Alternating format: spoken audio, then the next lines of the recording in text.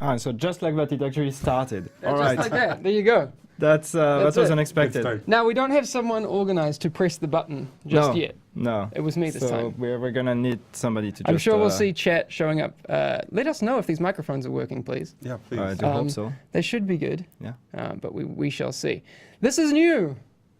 This is new. It's all fancy. I can touch Yannick's knee from here. The knee touching starts. That's good. Yeah, exactly. But welcome. It's Tuesday morning. This is going to be not a series. We want to make this a regular thing where, well, expectations. Here we go. Tuesdays, we're going to hang out and you'll meet a lot more developers. Look, you've seen us all before. Us more. Peter's you've been showing up on streams a few times, Slightly. which is nice. Yes. A few times. But we'll, if all going well, hopefully, microphones working, all of that sort of thing, we will be back to do this every week, hopefully. I see chat saying that, seems to work. Yeah. Seems to work. My phone seems to have broken. So if you guys see us looking that that way awkwardly for a while or like regularly, that's where you are. That's where you are. Yeah. So that's why like Peter is going to turn around. And I started to feel I'm going to break my neck doing this.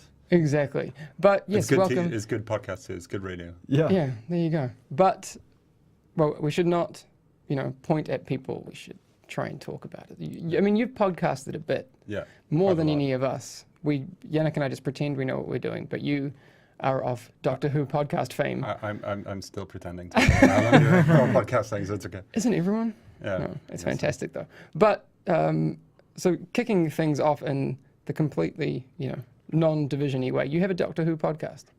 Speaking definitely not division. Yeah, I do. We watched. How did that start? It was my stupid idea.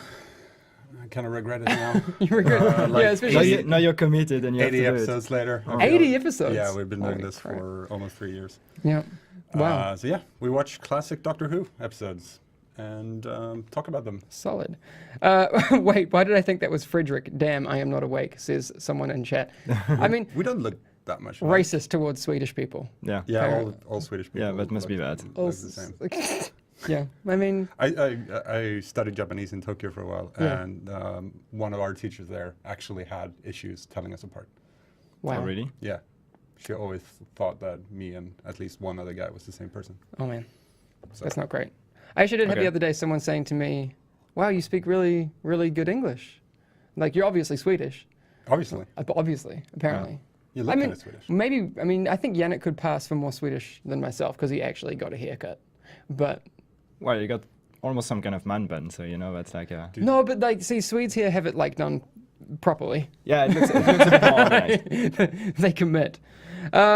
Really need better lighting. Okay, thank you, Sincere 1687. That was good, It's Yeah, it's a bit... it's meant to be somewhat moody. We're trying to make it look a bit different from the other side of the room. So if you guys don't know where we are recording this podcast, for the people who are watching it on Twitch live, which is something we always want to do. It's a cool place for us to be. This is the other side of the room. If I turned the camera 180, and I won't do that now, but maybe I'll show you later on the stream. And I actually have shown people on the stream this kind of layout. Yeah, you did already, yeah. They've seen the work in progress of this for a few weeks. This is a very, very cramped room. It now has 3 different sets. It has this, which we will call the podcast corner, because it literally is in a corner. In fact, if I peel this back, you can kind of see into... Oh, you can't. There you go. That's the corridor outside. You see the people going to work. Yeah, that's what happens. It's just funny when we actually got the room, how we thought like how big it is, Yeah, and like, no. we're gonna have It's so much room so to do small. everything. We can like do different setups and everything, and now we're like, that's so small. We need something bigger. Yeah, because we do, the state of the game in here, all our special reports are done in here. We do this now, this podcast in the corner. We have the gaming setup where we do our, our daily game streams. Apparently I look very small. It's true that these people are closer to the camera on a wide angle lens. We're working on our Lord of the Rings visual effects. Yeah, I think it's cool. It fits my whole Hobbit vibe that I really, exactly. really try and make happen. But Also, we've been told off for using Clancy books as coasters. We apologize to all They work so well. Clancy fans. no, they work so well. It's not causing It's any either that damage. or you get weird sound They are every time we paperbacks. actually... They're not like hardback limited editions, guys. To be fair, I am using my Dota notebook. that Oliver from the Uplay team brought back for me from Valve Dev Days. Nice. Thank you, friend. That's very nice. I know. That's actually pretty cool of him. I know. He bought me this. He bought me a Dota bracelet that says Ganker on it. He bought me a international T-shirt. You know, it feels good. Nice. I'm very, very happy. But I still do want to talk about the Division a bit because, holy crap, 1.4 is a lot of fun. I haven't gone home in recent weeks pre 1.4. I mean, in the PTS, yes. But like in 1.3, I was like, go home, and I wasn't logging in as much and stuff. But last night I was like, oh my God, I just need to play. Yeah. Which is super cool. I know you played a lot over the weekend and stuff as well. Yeah, since it came out, actually, I spent a lot of hours there. And the thing is that my friends actually returned to the game with the update. A lot of people are saying the same thing. Yeah, yeah. I've seen so many people on Twitter saying, my friends said they'd never come back to the game, and now they're there. Well, to be fair, I've been doing a lot of lobbying anyway. I was like, no, I don't want to play anything with you. I just want to play the Division. And by the way, you should come back. There's this great update. So eventually they came back. Some of them actually started playing because they never played it before, or they played back in the beta but didn't play after it launched. Now they started. So now we again have a group of guys that are playing the game, awesome. which of course makes it much more enjoyable. Yeah. Way better. And so I've been playing a lot this weekend and the days before. And yeah, it's just so much fun. Nice.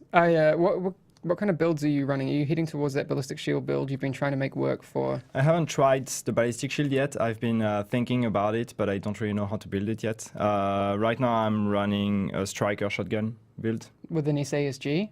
Yeah. That gun is sick right now for PvE. And it's in PvE, it's so much fun. That's so good. Okay, but do you have the whole set? The whole setup. Yeah, so what are you running? 4-piece striker? I have 4-piece striker and then 2 high-ends right now, Savage Glove and something else. But I'm thinking of going with 2 Nomad just for the health and kill. 2 Nomad is really, really because good. the thing is, like, my toughness is not as high as it could be. So I'm still, I'm still very squishy. And of course, as you're just running to actually face tank the enemies, you actually, at least the health and kill, I think, would be good. So I'm not sure yet what I would use. The but, specialized backpack is getting a bit of love. Have you seen that one that gives 200% of your stamina and firearms to your electronics? I love that. I think that's going to be one of the ones, because I've been trying to work on an Alpha Bridge build, my LMG Alpha Bridge build, because I have this RPK that I'm very attached to, which is brutal, deadly, ferocious. And then I'm trying to find another LMG for PvE that will work. And I'm trying to find a Hungry Hog because I love Meticulous. And what else does a Hungry Hog have on it? It's got Meticulous, Stable, I think. And, oh my God, chat's going to, destroy me. But I'm only really after the Meticulous. There's something else on it, I can't remember. But I want to put Destructive on it. Yeah. Reroll one of those off to Destructive. Just for PvE. And then if I ever make that into a PvP build, I have to get rid of a few of those talents. Yeah. But we'll figure that out. Yeah, but it's just, I enjoy actually, like working with all these builds and everything, and that's definitely a better place to be now with the 1.4. But the thing is that, I watched some video. There was a guy who made a video of this striker shotgun, and I was like, I really want to try that. And it's just, what I find super fun about this build is that when you're just soloing, you're going YOLO the whole way because you're just running there. You're trying to keep your striker stacks at maximum. So like you minimize the time out of combat, and you try to always be in combat and try to always be shooting at guys. And basically what I'm doing is I'm just like trying not to target the head, because I'd rather have a body shot rather than missing a shot with a striker. So I'm just trying to stack get all my stacks on the striker by doing body shots, and then once I actually hit the cap, then I start being as close range as possible. And being as close range. So then you just spend your time just running around, and sometimes you almost die because again I'm too squishy. So do you know it's fun. That kind of reminds me of I don't know if you guys played Diablo 2 as much as I did, but Frenzy Barbarians, like how you try and be in combat all the time, and you do it that was so cool. And it's fun because I'm playing with a friend who's running a Lone Star LMG build. And that's just his style of play. He's just always the one that's running, that never stops and everything. When you're trying to have a bit of a tactical gameplay, he's just the one that's just YOLOing everywhere. Yeah. Oh, actually, someone brought up a really, really good point. Music Freak saying Showstopper and SMG on Striker is fun. Showstopper would be, I was thinking. Yeah. Really awesome. If you manage to find one. Yeah, if I get one. I don't have one yet. What are you running, Peter? Are you... A total Frankenstein build right now. Yeah. I've only been playing 1.4 at the office, actually. Yeah. Because, I play on PS4 at home, but I want to play with my office character. So I end up trying to sneak in, like, 20 minutes here, 20 minutes there, Mm. after work, staying after work and playing a bit. So I haven't really had that much time to invest into actually creating a proper build for this character. But sadly. you should be playing the game. That's I think really Part really of the important. job description. Well, exactly. So for those But you of should you, also try to enjoy playing that game. Yeah. Well, I've had a nice thing going where every day before lunch I go in and kill Bullet King, and then I go to lunch, and then before I go home, then it's been 4 hours, so I can go in, kill Bullet King again, and go home. nice. So you So guys at have a least get thing like going. 4 pieces of loot every day. That's pretty. It's not a That's a lot, good idea. but Actually, you could. I mean, I wonder quite if it's nice. worth doing, because I'm basically playing. When I play, I'm playing on one character, even though I have 4. I could just park my other 3 at Autumn's Hope, and then every 4 hours log them on and just go Yeah. and get Bullet King. Yeah. It's very satisfying, Yeah, actually. that could Kill work. him. Poor him. Exactly. Yeah, poor guy. Iron Man's asking us, how do you guys like Sweden? Have you guys lived there your whole lives? Well, I have. yes. Kinda. Yeah, you're from Malmo, like right? it. Yeah. Yeah. Yeah. How is it? Malmo, A true it's local. special kind of place. That was interesting because wherever you're from, I find like people they're jaded with living in certain places, or they're just keen to be somewhere else. But Yeah. you're here. But you've been- Malmo is an identity as much as it is a place to live, I guess. Ooh, So wow, that's poetic. Okay. I There's like no it. other place in Sweden I could live. Okay, why is that? I don't know. Gothenburg is weird. This is a weird place. Sorry, Gabe. Gabe's I've from been there a Gothenburg. lot. It's a weird place. And Stockholm is just... Stockholm is Stockholm. There was always be an animosity between Malmo down in the south and Stockholm. Yeah, I mean, I guess you have So- the same with. Wait, someone asked me this the other day. Where is Yannick from? Orléans. Orléans, yeah. So it's You like we did know it. each other Wow. so well. Wow.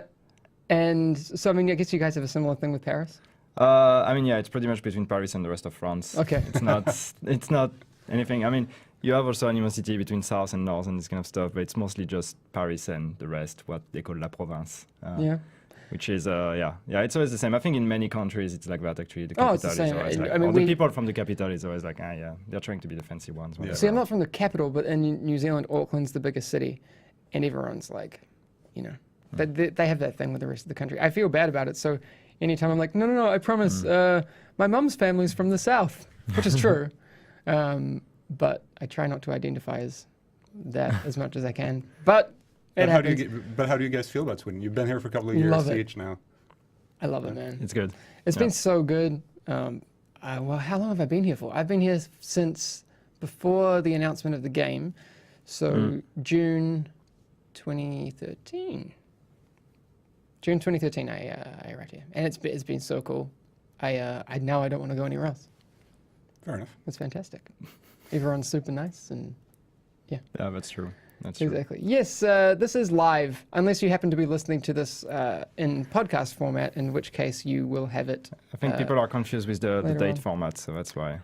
Oh yeah, the date format. I am hardline doing it the way it should be done. Why would you make it month, day, year when that's not in terms of values? It's weird. Day, month, year. That's how it's going to be. I mean, technically, year, month, day would be the best, but Well, the makes Swedes do that too. Yeah. Yeah, Yeah, we yeah, both Swedes that. do that. But I But they think do it makes both. more sense. but come on, month, day, year. Go home, Americans. You're drunk. That Like- was like who thought that was a good idea? I That don't- was a nightmare during the ETF when we were getting people here. Oh, I know. Getting their dates for their passports and stuff, and it's like, is this which month? Some of them make sense because 23 is not a month. Yeah, when it's in like other places, Not one, yet. two. is this what is this? Yeah. Yeah, exactly. Having to clarify all the time. Yeah, exactly. Yeah, Vera Militas is saying in America we do it all wrong. Not all, but Nah. a lot of your measurements. I mean, I The take date issue format with. that is, the date format is confusing. Yeah. It's just confusing in the US. Yeah, But I And- guess and it's the- as confusing for Americans. and when the you say imperial Malmo. system. Yeah, I was Oh, just yeah, going that's to right. mention the metric system is clearly superior to. Exactly, but you can Yeah, actually okay. change that in the game, right? You can change between feet and meters. Can you? I think. Also. Which, I don't know. Chad will tell me if I'm wrong. But I think that was the first thing I did. I think actually by default, since it's made in Sweden, it's set to meters by default. I had meters. I didn't even notice. If you Yeah, could change it. I'm pretty sure you can change it, or maybe that was in another build. But no, I'm pretty sure you can. What well- is new? Why they make this stream? because it's fun. Because it's Why? fun. Why, Hamish? Why are you and- doing this? And okay, so it's my fault. I promise. this is a test for what I want to do on this stream. And just to be clear, one of the things that I think is really, really cool when, if I'm looking outside, pretend I don't work here. Pretend I'm looking at another gaming developer. And I have in the past, obviously, because I like games. I loved when I would hear from random people throughout the development process. And that's what I want this to be. So once we're done with this, and hopefully it works technically, then we can go on to next Tuesday and start thinking like, who do we want to talk to? Sound designers, environment artists, prop artists, concept artists, producers, all of these sorts of things to give you guys a bit of information about how people got here. I think is always interesting. People's experience, because if you're watching these streams, I'm going to assume that you're interested in not just video games, but the video games industry and how they are made. I know that I am, so I kind of want to make those things. I don't know. If you disagree, let us know, because that's good to know. We don't want to make something that no one's going to want to listen to or watch or that sort of thing. Hamish, you could eventually do video Skype on the screen behind you. Huh. That's actually, That's actually a really cool idea. Although audio-wise, that might be, That could work. Anyway, I'm sure you can make it work. Oh, the pressure. This. But then the idea, now you're like, No, the how idea can I is make so it cool. work? But like, if you look around this room off camera, it's a mess of wires, and this is the cleaned up version. Yeah, because you It's rewired dangerous. recently. I know, and but it's super. It's an dangerous to move from It's the an door. impossible mess of all that sort of thing. It happens. But what you're gonna do? But yes, we will be taking questions during these streams. I think that's important and cool. But the focus of this is for your weekly schedule to be Tuesday, we do something casual and we talk about the studio, we talk about development, we talk about games and the Division as a focus, of course. And then on Thursdays, when we do our State of the Game, that's when you get your official data dump. Yep. And again, that doesn't mean that just because we do that broadcast on the Thursday that there are big updates. Again, remember back, and we've been through it for a while. It's been awesome having the PTS and 1.4. We've had so much to talk about, but there were times when we didn't have much to talk about, and that might happen. That might happen again. Yeah.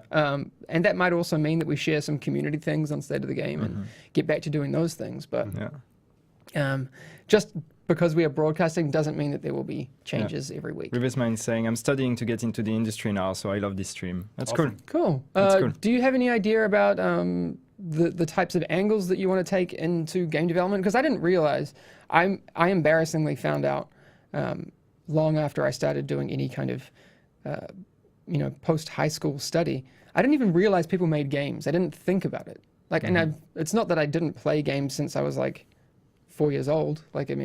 It's been part of my life for a very long time, but it never occurred to me that people actually made games. I don't know why. And then, I don't know, it's found a random angle that I could go weasel my way in, but I wish I'd known sooner. But there were so many different things to do. And I don't... Yeah, but back then, I don't know if it would have been possible to study video games so much also, because it's really something that has been developing a lot in the last 10 years. But before that, there weren't really many schools or anything that would give you, a video game, proper video game studies. Right. That's true. Don't know, correct me if I'm wrong. And even then, you could study, the traditional, the core tenets of video game development, programming, 3D modeling, and those really core things. But especially in the AAA side of things, there's so many other parts of a company or a studio, right? I mean, we are doing this right now, which you wouldn't have studied, right? There are obviously people who actually know what they're doing with this, who would actually know how to, record things, and we aren't those people. There's also, there's people who look at the legal side of games. There are, us that, you've been writing, we give a background in writing and that sort of stuff. Yeah. I don't know how you fell into writing, but was that just one of those things where it's I could do this? Yeah, basically. Saw an ad in a magazine. This is in 2004, when magazines were still relevant. Yeah, I did that. So there was an ad for a news writer, so I applied out of just, seemed like a fun thing. And then over 10 years later, I was still writing. So, wow. So, yeah. So that was an actual position with... No. Or was it a freelance kind of thing? Freelance kind of thing, yeah. Did they pay you? Not back then, no. Yeah, I did the same. I did the same thing. That took way too long to get to into a position in games journalism that actually pays, which sucks. But It does suck. And maybe that's changing. I don't know. But I used to write for a magazine back in New Zealand called Game Console. Weird name for a magazine that wasn't about just consoles. It was about all game stuff. But I did that like through a friend of a friend who happened to be the editor of it and was like, you can write stuff. yeah, But yeah, unpaid. I got given some games. no, You know, that's good kinda- enough. that's Which kinda at- what you I'll take expect it. Which to at the be in time was beginning. really cool. Yeah. So- You kind of really, if you're going to get into games journalism, you really need to have a passion and a drive for it until you reach the point where you actually do get paid, which is a very nice point to reach. Don't get Yeah. me wrong. I would When- also when- say now that, and especially since 2004, I wasn't really doing that in 2004. I guess I probably started writing in 2007-ish. The internet or the way that media goes out has wildly changed. Oh yeah. Oh, For yeah, yeah, example, we weren't doing this. Yeah. And I don't know when Justin TV or like yeah. Oh, right. Yeah. you know, that sort of Yeah. thing really started. But that changed everything. One, the barrier to entry it has become so much lower. People can start a blog, they can start a vlog, they can do everything. That wasn't really happening. I mean, it was kind of happening It then, was but starting to happen back then. it's just there's so much more what, I don't know if I call it that, if like the actual world calls it the enthusiast press, where you don't need to work for a news outlet to give your opinion on anything, which has two sides to it, which is Right. great, to give people a voice. But also then it's like, who do I listen to? Like, Yeah, there's so much noise. yeah, So much noise exactly. in general. Where, so Yeah. it's I think it's fantastic, but again, sometimes it's frustrating because people yell and I feel bad. Yeah. And then I cry. And then Yannick has to like console me and I mean, it gets awkward. it doesn't get awkward. It gets awkward for other people. It gets awkward for people In the who watch. room, yeah. Yeah. Everybody in the office Yeah. go, oh, Hamish is crying again. I know. Awkward. Yeah. It's good we have exactly. Yannick. Question. Somebody. Oh. Okay. Somebody was asking before. I thought that was fun. Sorry, I didn't catch your name, but somebody was asking, do you guys always speak French at the office? Always. So there are some people who would be guilty of that. Yeah. Just saying. It's not There- Yannick. there's That's a not me though. That's not me. There's Yannick lot does a of- good job. lot of French going around. I was in actually this saying, office, the other day, especially where we sit, Yeah. which is it just happens. I was actually saying the other day, I think I would learn French faster here than I would learn Swedish. I mean, I've learned a bit of Swedish, but the other day I heard French people speaking, and I'm like, I kind of understand what realm of conversation they're in, and I'm Yeah. like, how did this happen? It's because we're kind of surrounded. Because so many French everywhere. There's So- so many so French. many French, Yeah. but that's okay. I mean, maybe I should learn. But I'm always wondering if it's just a case of Ubisoft being primarily a French company, and then a lot Yeah. of people moving from the French offices, but also because there is a bunch of gaming companies in France. So I think there are also France and Canada. So I think there are also just a lot of trained developers that are actually French speakers. Yeah. But I guess the main reason is probably the Ubisoft thing, though. But because there's a bunch of French speakers here that don't come from Ubisoft, that just happen to be French and have experience in the industry. Right. True. So That is true. I mean, we have Italians that speak French, and a lot of random French speakers. I'm always surprised because I come across people who I've only ever heard speak English, and then like Nicholas Ross Edwards, an Australian guy from who works on community side in HQ. I met him one time.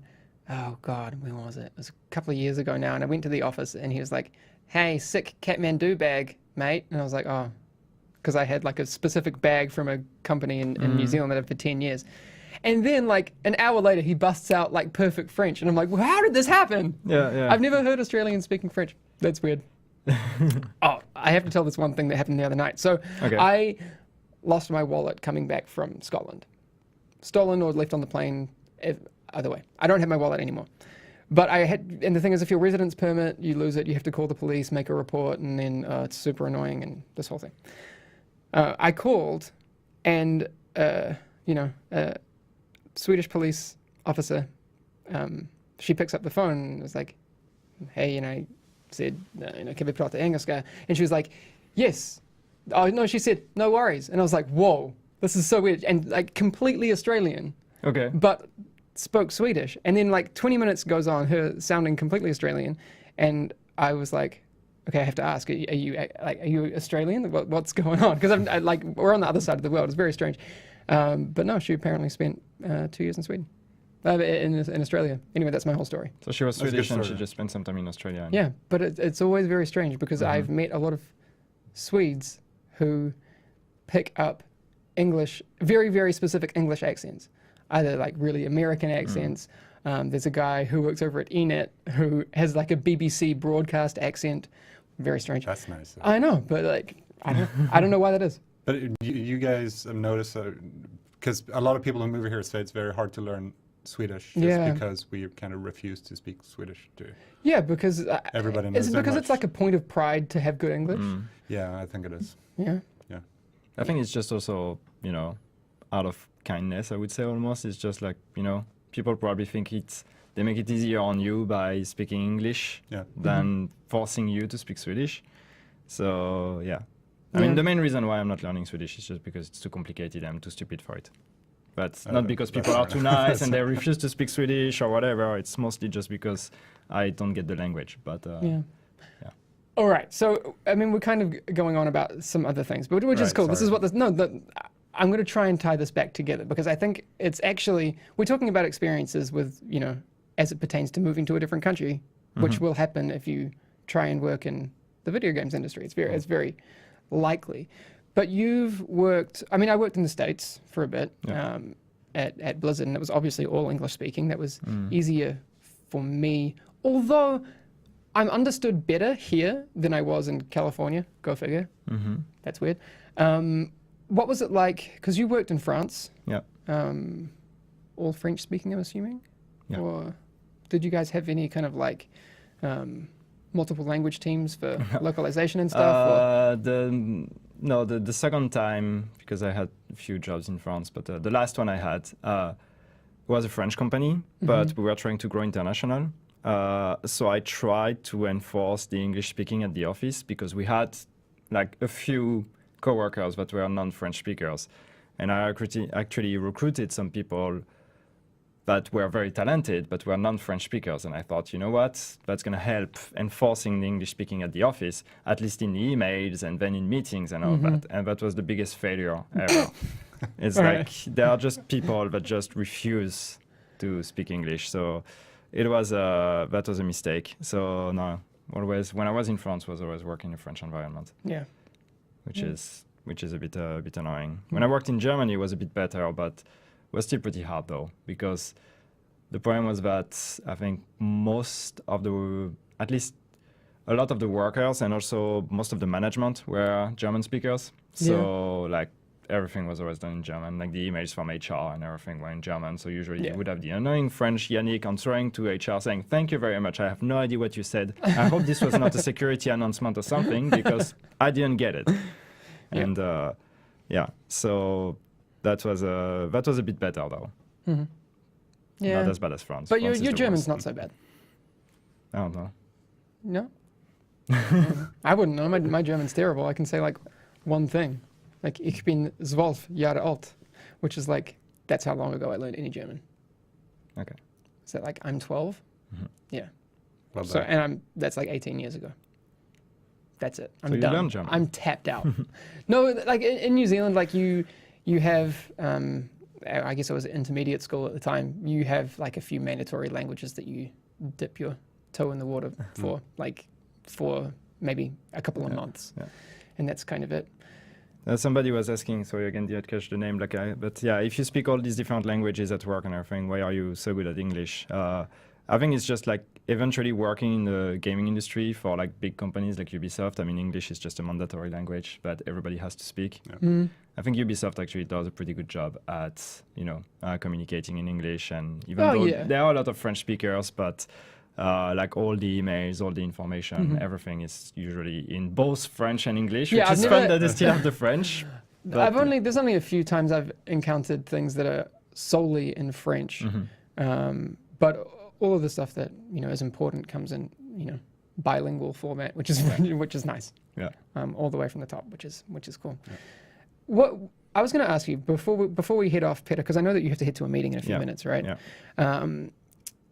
What is it like? So for people who don't know, Peter's been writing a lot of the dev blogs that you've been seeing recently. Yeah. What is it like writing in English as a second language? I mean, but for Swedes, it's not really a second language, but like, do you think about it? No, not anymore. I've been doing it for so long. Yeah. I stopped reading Swedish books when I was like 12. Yeah. So I just started reading Swedish books at age 30. I'm trying to work my way through Harry Potter. I'm like in the first chapter. Okay, nice. That's a good place to start. Yeah. But I again, know. So I don't think about it anymore. I just no. no. When you think in your head, like when you're like verbalizing something in your head and monologuing, is it Swedish or English? I think 50-50 actually. What? I kind of I catch myself doing it. That's not saying I don't get the grammar wrong often or Well, you stuff don't. for words. I actually But- had like a really maybe an overreaction to your proper use of a semicolon the other day. Oh yeah, you did. Oh man, that was That felt good, man. Did you get- That did- felt good. Did you get mad? no, it was perfect. Oh. It was like the best use of a semicolon I've seen in a long time. Okay. There you go. That's it. Points pride. What you're drinking? Coffee, just coffee. Just Yeah. coffee. Or For are you, we? Yannick, do you think in French? That depends. You think in English as well? Yeah, Some- yeah, happens. What the hell? Happens. But it's just the thing is, I read a very interesting article once about how like the language that you actually use in like when that you think in actually changes your personality. And also the language that you use. So it's like if I would speak French to you, you would not perceive me as the same person, or at least it would change your perception of me as a person. But also the way, the language that, when you're being bilingual, the language that you use, in your mind, actually changes the way you express yourself to people, no matter which language actually then comes out. Yeah. So that's why I don't know, I thought that was super interesting. No, it definitely is. So there was a time when I started getting better at English. I actually forced myself to think in English. I thought that would also help me get better at the language. Wow. I try to think in kinda freaking German out. also It's crazy. sometimes. That's kind of weird. Okay, before we head off, I think it's important to reiterate. Well, Yannick has to run to a meeting in like 3 minutes. Well, you guys can, carry on. Eventually, there's going to be an empty seat here. It's okay. We want to keep these things short and casual. That's also, I think, podcasts can get very, very long. Yeah. And I don't have a lot Yeah. of time to listen. Here's the thing. So over the coming weeks and into the future, we want to do something a little bit different. One, on Thursdays, you can always expect State of the Game, which will be where you can get your official news, changes to the game if there are any, or not changes to the game if there aren't any, all that sort of thing, so you know what's going on. This slot on a Tuesday, I want to make sure that we get casual content. These sorts of conversations, I still want to relate them to game development or working in the games industry as much as possible. So I think the language thing today is the biggest takeaway because we've talked about it. If you're working at a company like Ubisoft or you want to travel to work in the games industry, maybe look at what languages they speak. I mean, if I had thought that I was going to ever come to work at Ubisoft, I might have learned some more French. But I think, But you don't need to. to be honest, most companies, you just need to know English. I Yeah, think it's no, just that's very, definitely true. very unique to French companies that you have to speak French. No, to I don't mean actually as a work there. requirement. I just mean it as a valuable tool. Yeah, like, of course. and I don't need to know Swedish in Sweden, but I really want to get the most out of the experience to learn more Swedish. That's it. Do you guys have any tips before we run off for people who are trying to find their way into maybe not working in development? You worked as a writer and that sort of thing. You mentioned before you might not get paid for doing that. No, if you're going to work in games journalism, don't expect to get paid in the beginning, sadly. Yeah. Or You should expect to get paid, of course, but yeah, exactly. Or we kind of brought it up as well. Like you can do your own thing. You can be self-directed now. Yeah. Yeah. There's no point waiting. No, just start writing. Just start. Definitely. Exactly. Yeah. All right. Yannick's got to run off. We should run off too. But I'm going to be jumping on the stream because I just want to play 1.4. Basically. It's good enough reason. Go play the game. But also then. I want to talk to people and, Okay. and see what's going on. But hopefully you guys stick around and let us know what you think of this new format. And put in your requests for the people that you'd like to hear from next week. If you're listening to this after the fact on iTunes, SoundCloud. You can find it on Double Twist and a lot of other different places. Although not on Google Music, because apparently podcasts don't exist in Sweden and I can't add it from a Swedish location. Anyway, I'm working on it. Weird.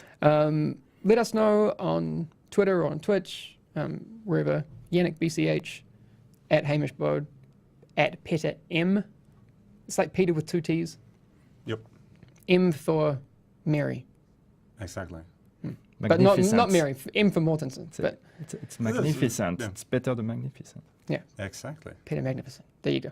All right. Thanks, guys. We'll see you next time. And right now, I'm going to awkwardly walk off screen because now we don't have anyone to press a button. Do you guys want to do something cool and hilarious while I do that?